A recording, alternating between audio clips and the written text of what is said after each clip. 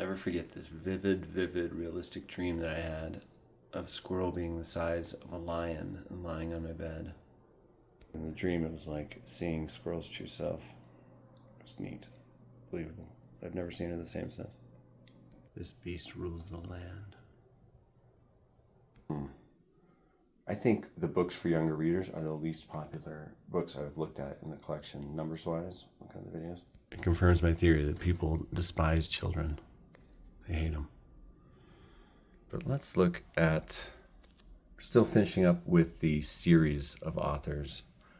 Like mostly series, but some authors like Roald Dahl and Ruth Chu. I looked at all of this here. And again, what is this channel? What is the point to it? Nothing. No one knows. It's insane. Maybe that someone could suss something out after the fact in enough historical context. This is what somebody was reading at a certain point in time. Here's what it tells us about the political climate and the general worldview. I guess any YouTube channel that follows an individual's nonfiction words for any amount of time would create some sort of individual document, like Samuel Pepys's diaries or something like that. Starting to get windy again, cool. Though I do occasionally worry about wind and water at this location. I mean, we are right into Harris Canyon, this major wind channel that blows all around. The winds blow and blow across the Great Plains, and then they hit the Sandias, and that canyon to Harris Canyon is like the first funnel. And that all those plains winds hit, the Great Plains, the Staked Plains, and like those winds are cold. If you go out to like Clovis, New Mexico, the wind has a bite in the winter. It's been cooled, super cooled by rolling across these just interminable Texas prairies and desert plains. Then it gets to New Mexico, which is also a large state. 5th largest in America. People forget that. Honestly, it's probably too big. It is such a diverse state that it's like, whoa. If I ever get a chance to design a hike for the wilderness camp I've worked for, like an outing, an outfit trek or whatever they call it, I would do one that was all the different regions of New Mexico. Imagine visiting all those parts in 1 month or something. There's like amazing mountains like Wheeler Peak, which I climbed. Phenomenal. But that's like high alpine. You can see where, streams begin in these snowbanks. Or then Carlsbad Caverns underground, White Sands, all the different and varied terrains of the state. Beautiful lush mountains like the Sandias. They really are pretty lush when you get up there. I mean, it's been a dry time, but beautiful pine forest. Anyway, why am I going off about New Mexico? Because that's what this channel is. It's just some rambly guy. Yesterday, someone new followed the channel, and today, I think they unfollowed again. But also, again, I think part of the laugh of this channel to me is just putting it out regardless, I think it's a funny, quixotic quest in a way to describe an entire book collection. If I ever edited it as like a book on tape, at the very beginning I would have it being like as part of a party conversation, and then I just start going off about every book I own. Because wouldn't that be a funny, horrible, long conversation to get trapped in? YouTube, at least, it's broken into 20-minute breaks. My daughter Anna came over today. That was nice. With her friend Gray. They're super cool. I gave Gray all the dead animal bones that I have. Ha ha ha. That's a funny sentence. But Gray makes like cool art with them, I think. And is inspired by them. And, is a cool, like, gothy type, a little. I mean, there's a name like Gray. Oh, what's up, Gray? I think Gray actually subscribes to this channel. I don't know if he ever watches it. But let's look at the Diary of a Wimpy Kid series. I do not know this series well, however. I read the first couple of books and looked at all of them. My kids loved them, and they really were an animating literary presence for them for a while. I do think these books created like a new form, kind of like a manga or a light novel type thing, with illustrations woven organically throughout. Like, because it's a diary, why not have drawings?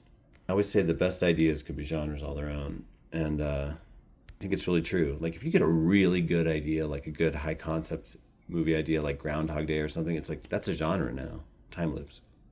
Or the formatting of these books. I mean, there were many, many spin-offs. My brother Rob was inspired by them with this series. This is a similar thing, but he was doing illustrated work of his own since he was a kid though too. So maybe just what he was great at and already doing coincided with this form. I have a Wimpy Kid. For those of you all that don't know, this is a series that is loosely based on this author's middle school experiences.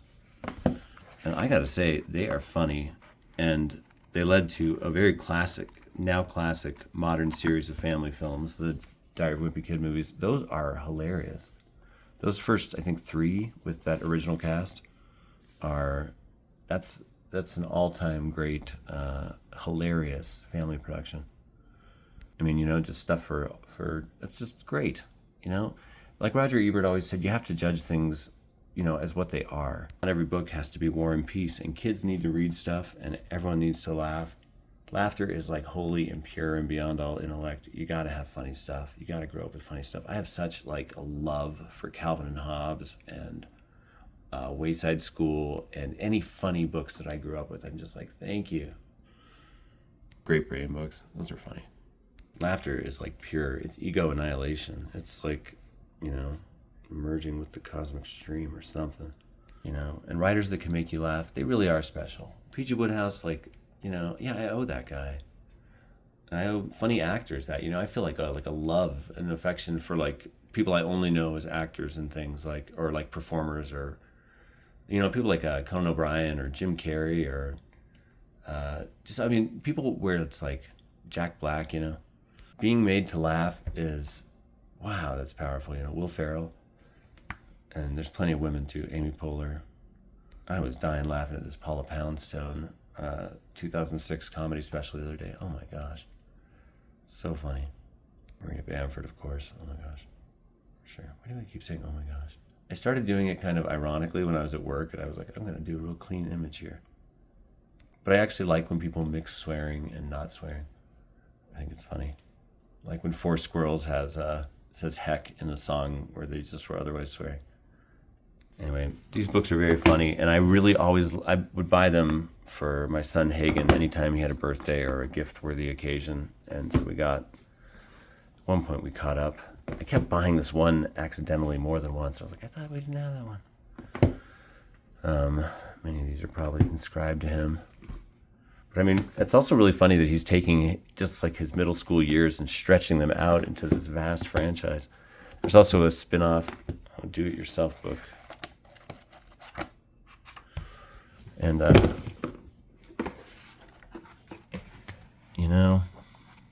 cool.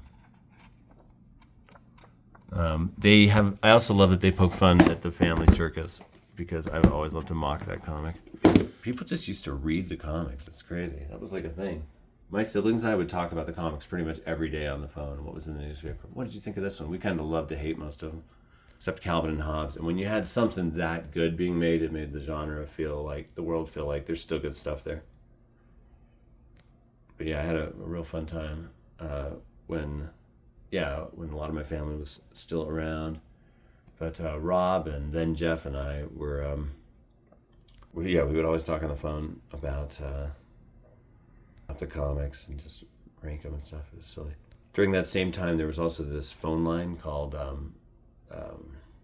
the Gripe Line, hosted by the Albuquerque Tribune, and they would print the best of what people called in and complained about on this answering machine. We created characters and would call in all the time. It was really funny. My brother was just always mad about everything. He was super intense. My other brother was always offering nuggets of wisdom, but they were just insane. I went to see Batman Forever, and it was only 2.5 hours long. That's not forever. That kind of stuff. It's the first one, I think. And they really are amusing. The drawings are simple. And if you have young people in your life, you could do much worse than to get these for them. I see nothing objectionable about the series. So you can get them for your kids, read them, watch those movies. Now, there was an animated series redo of it recently, and my kids and I turned that off really fast. My daughter Willow hated it. She was mad about it. But she's very picky about that sort of thing. I wasn't loving it either. And I'm like, is this necessary? I understand the actors aged out of the roles and they want to keep it going, but photorealistic, I don't know, I guess it's fine. 3D versions of these sorts of drawings here felt a bit ghoulish, kind of uncanny valley a bit. I guess it's fine. I don't know. I don't really know because my daughter would just refuse to continue watching it. But this has turned into a hilarious movie. I do think I've probably, read parts of most of these. But again, they weren't for me. My son Hagen read them all. I think his siblings read them all because they're very funny. I hope they did. I don't know. Like I've had a lot of unread books around my kids, and I've always been like, "Come on, read something." But then my daughter Anna and I turned out very literate, and my friend Hagen, not my friend. I keep saying friend. My kids are my friends, but that's a very different relationship. Also, it's parent and child. Yeah, they all turned out literate. So Sonora is the only one that I'm worried about not reading. Willow's been reading the Hunger Games books. That's really cool. Like very nicely bound books, well put together.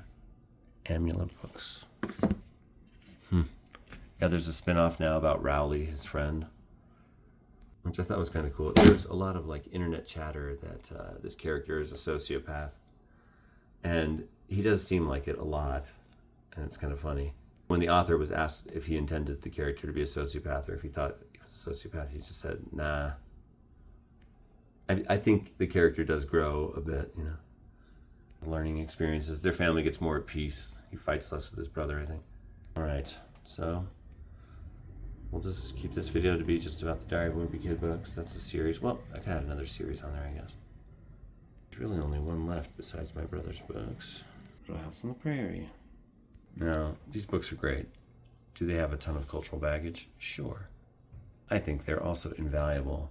A pioneer kid's, fictionalized narrative of what that life was like. And such a compelling, oh man, it's great. And it's made to be shared with all ages. The first 4 years, I think this is after Laura, the writer, and, of this family grows up and gets married. And, it wasn't just, if you only know the show, it wasn't just about one little house on the prairie in that town in Mankato, Minnesota. Some of them were, but like Little Town on the Prairie, I think. Little House in the Big Woods. Yeah, some of them were much more remote. I remember I read one that was like a sod hut and there were bugs in the walls. I read these all. I read this whole series multiple times as a kid. My sister Julie always had them around. I loved the show. The show is a loose adaptation, but I think it honors the spirit of it. Criticisms could be made. Oh, this one's the best. Love this one. The Long Winter. This is the craziest story. The story it tells of this town almost starving to death during this horrible winter where like the trains are all frozen up and everything is just like, there's just so much snow and ice. No one can get anywhere. And everyone's freezing and they're all running out of food. They find this guy who has a seed crop of wheat at some towns over, and they send an expedition from the town to go buy it. And he won't sell it because he's going to plant it next season and needs it. But they're like, our town is starving. And they have to negotiate for it and go both ways during this insane blizzard that just never ends. It's Alonzo is one of the main characters in the expedition who is Laura's future husband. Long Winter, that one is so good. Love that one. By the Shores of Silver Lake. Farmer Boy. This one was a real novelty when I got to it the first time. I remember being like, oh, we're going to hear Alonzo's story. So Laura flashes back and tells her husband's story in childhood too. It's a cinematic universe. On the Blanks of Plum Creek. Oh, here's the sod hut one. Look at that. Oh, yeah. These are special. Are they apologetics in some way for colonization? Probably, yeah. And Pa's like totally a hardline zealot for religion. He's like, no smiling on Sunday. It's amazing. If your kids can grow up with these books, that's great. I mean, yeah, you should also have a diverse array of books for them to grow up with. I do feel like my kids have. This is not the whole collection that they grew up with, but this is a pretty eclectic collection, I feel like. It's got stories from all around the world and all kinds of different peoples. I love this fairy tale shelf. I'm like, that's beautiful. A whole shelf of fairy tales. And those who are cool know and appreciate it. My friend Lisa Barrow, anytime she's seen this shelf, is like, want that in my collection. Ain't that right, Lisa? Hey, what's up? Thanks for that ride the other day. Yeah, because fairy tales are awesome. Folk tales. I can't imagine a more fertile thing to grow up with as an artist than stories of people, like deeper stories that span time. The kids grew up with all this, and the stories I told them at bedtime, which were sometimes just about our pets stealing the cars at night when they went to bed and driving around and having adventures. That was their favorite for a long time. Those were fairy tale influence. Anyway, yeah, so here we have a couple of more series for younger readers, but these are ones that everyone can enjoy. Diary of a Wimpy Kid, great series for kids becoming independent readers, and I would always say to people that read books like this, though, don't just read books like that. That's cool, you love comics, read comics and other things too, Because I have felt that. I remember growing up feeling the effect of like just reading too many comic books and not reading other things. I was like, my brain is changing. If you want to stay sharp with the literary biz, you got to read more than that. And also, like, you don't want to lose your ability to have an attention span, for that sort of thing. These are great to read to your kids. They're excellent, They're so interesting. There's high stakes. There's wonderful, non-fictional, real-life characters. I don't know what she changed or fictionalized, but I know she lived a life pretty close to this one, so people will have read her journals and so on. Apparently, Pa in real life was involved in putting down, with a vigilante mob, this murderous hotel family that was killing and eating all their guests. Oh wait, no, they weren't eating them. That was something else. That was something people said about Charles Kennedy and his hotel in New Mexico, but it might be apocryphal. All right, next time we look at series, we'll look at my brother Rob, aka Obert Sky's books. And then it's all paperbacks and randomness from then on. Anthologies and stuff down there. But you know what? These are the books in a collection. This is a portrait of a time and place through the most fragmentary way. One apartment in one city, in one country, at one time, on one planet, The world came into my place in these little blocks of information. It's all sitting in here. I'm hoarding it like a goblin. I'm just showing off the hoard here, documenting it. Because who knows? Life changes. Maybe someday I'll be like, I'm going to get rid of all my books. They symbolize the shell I've built around myself. And then I'll, give them away or something. I have thought about, when I'm older, giving them all to a small town that doesn't have a library. Wouldn't that be so cool? Oh, there's one more small section. Let's look at that. I know this is not a series, but this is a classic trilogy for younger readers. The 3 children's books of E.B. White, Stuart Little, The Trumpet of the Swan, and Charlotte's Web. Come on. These books will live forever. They're strange. They're perfect. Kids could not love them more, They're like, Trumpet of the Swan's probably the weakest of the list. Charlotte's Web might be the best all around, but Stuart Little has a magic certain something about it. It is real wild. Not too far off from The Enchanted a little bit. It's not like the movie at all, the CG at all, at any. And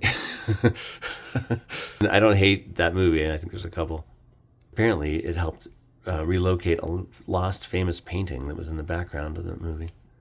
Some art history person spotted it. I have a core memory with this book and with this copy of this book in particular. Probably one of my earliest memories, being a little kid at this cabin that my parents, as the last of the American middle class in the 80s, had. And they had kind of, built it or had it built themselves, and were finishing it up. And I remember sitting in that cabin, and my mom was sitting like a brown lazy boy, and I was sitting next to her, and she was reading this to me. I had to have been like 3 or 4. And my dad was on this super high ladder. It seemed like impossibly tall to me. And he was standing up on this, one of those tall, narrow A-frame cabins. It goes up really high, so the snow falls off it. And he was painting the ceiling or staining it with a roller, all the pine boards of it. And my mom was reading this, and I could not believe how much I just loved this story. I was so into it. His friend Margot, the bird, Snowbell the cat, so mean. Stewart's so interesting. He can go down in a drain and get out a ring because he's a mouse. And like in the book, he's just born to his mom like that. His mom gives birth to a mouse. Like some medieval miracle. I don't know. It's great. And Charlotte's Web, I mean, that is a beautifully written book. Thinking about children's literature is really interesting because it is for a specific audience, but like it should never be talked down about, you know? Children's literature is something children's authors like to say, I know. And yeah, why not? And sometimes the best of it for sure. You know, you don't see any Junie B. Jones or any of that crap in my library. The stuff that's like real, it's kind of churned out and basic. I don't know. I know people have a love for that stuff. Everything has its role in its way and whatever, but I had to read some of that stuff to like elementary classes if I've ever subbed for them. Since I've been in the long-term subbing biz for a while, I mean, I tend to choose jobs with like high schools and middle schools, you know, because in elementary is a lot of work. But sometimes they're the only schools in session and the other ones are out. So I'm like, well, guess I'm an elementary school librarian for a day. But E.B. White especially, you know, he was the New Yorker's writer, co-wrote The Elements of Style, had a very solid New England style of writing, that's for sure. Look, pictures by Garth Williams. I think this too. Yeah, Garth Williams. Oh, so great. I think Little Fur Family is his masterpiece with Margaret Wise Brown. I love that. These are also Garth Williams. Garth Williams has been prolific. He's super interesting. I think he had a book and it was about like a black dog with a white dog friend. And it was like during the heated racist debates of the 60s, I think. And it was like attacked and like no libraries would carry it. And it, like the publisher dropped it. I think there was all kinds of stuff like that. Illustrators have their own interesting stories. Yeah, these covers are great. Good stuff. This is the whole series of those. Yeah, authors and series. E.B. White, Laura Ingalls Wilder, Jeff Kinney. The Diary of a Wimpy Kid books, Little House on the Prairie books, and E.B. White's 3 books for younger people. Pretty cool. We'll be done with this section eventually, and then yeah, what's in here? It's a utility closet. Oh no, there's more kids' books. These are like picture books. This is my favorite book. Record of ancient time. This might as well have come from right around here because this was the Western Interior Seaway right here. Ancient beings swam through here. Big north-south corridor of ocean that cut through all of North America. Hot and shallow. Restoration. Yeah, we can all relax. Yeah, you know, books, what's the point, right? Who cares? No, that's not true. Books are important. They're good.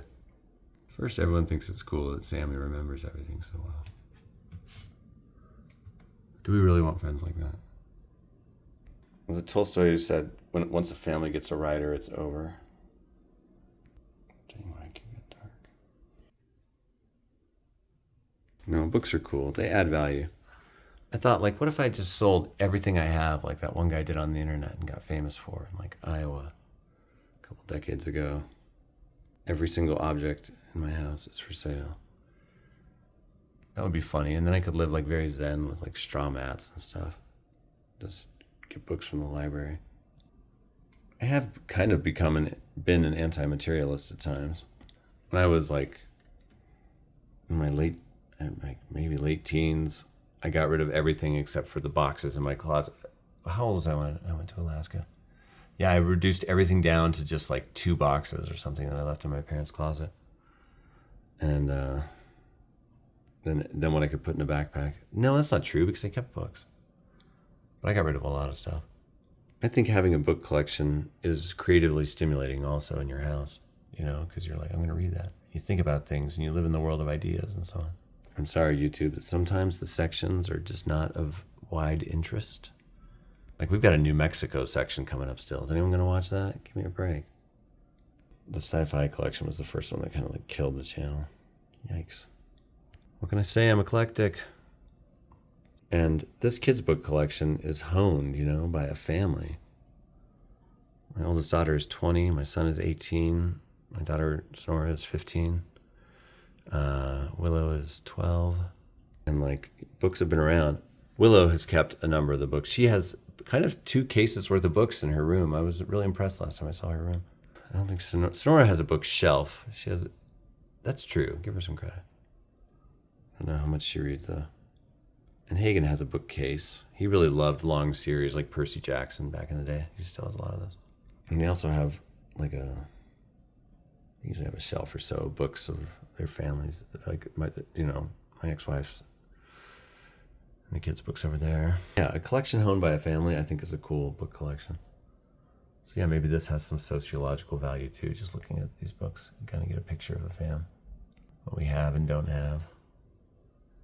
Here's what someone in the southwest of the United States was reading back in the first century of the 2000s. Like, were this digital file to last 1,000 years, that would definitely be a glimpse at another time. But then again, maybe that will mean that lots of things will last anyway. So everyone thinks Shakespeare invented all these words, but like many were probably in use, you know. We just don't know, you know. All right, kids' books. Love to hate them, hate to love them, love to love them, hate to hate them. How do you feel? Should they be illegal? We've got our finger on the pulse of this hot button topic. And I, for one, vote no. Let's keep them around. No, don't want to alienate anybody. I'm just saying what I think. No, we should not destroy all of children's literature. I hear the other argument. Kids don't need books. Let them go play in the dirt or something. And kids are morons. What do they need books for? I hear it. I get it. But ultimately, I think, let them read, whatever. No, I honestly think if you don't develop your imagination young, it's more difficult to do so when you're older. So read. It builds empathy. It's wonderful. It's just a good part of life. It builds a more complete person, I think. It creates its capacity making, Makes you more capacious, spacious. You might be literally doing that on some brain level, growing new pathways and synapses and whatnot. Somebody, probably. Just look it up. It's pretty much all been series or sets. Well, yeah, that's kind of pushing it. Up here, 2, just 2. No, that's individual. But maybe that shouldn't be up there. I'll think about this. I'm always refining. I really do think of the collection now as like a bonsai tree. And this idea of shelf maxing, of filling every case with, as full as possible with as good of books as possible. And having each case united around a theme. It's turning like the cases into art in the place a little bit. It's kind of cool. But it's a practical thing too, because I only have so much space and so many cases. And I don't want to be a hoarder, because I realize even my goal to read just this case in my life, this is going to take me a few years. This is the big goal of the channel. I'm working on it all the time. Like, there's literally no way I could read all the books in this house before I die. So I'm going to keep the collection. I'm going to keep refining it and making it beautiful. Maybe I'll just will it to a small town when I die, because I don't want to give it up. I love it. And I'm not just talking this case. We're looking at this case right now. But there are like 17, 18 cases in here. You count something like that as a case. That's the anthologies and booklets section. I love that even the hallway has 2 bookcases. I love that. This wall is going to be next, because I actually think it'll be one of the next bookcases I get will be here on this wall. Another one will be right there after I sell this table and put the TV on something narrower over there. That's 2 good places to put more bookcases, and I think that's pretty exciting. Another thing I've thought about doing is turning that yellow thing, which is a 4-sided shelf, around so it's sticking out and making like a little chair nook over there. And then I could have another side of that to use for books.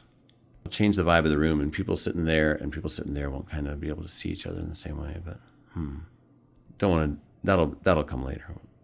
But I do think the book collection's destiny is to grow like a catfish and fill this apartment. I guess in this one instance, I believe in manifest destiny, just when it comes to books filling my apartment.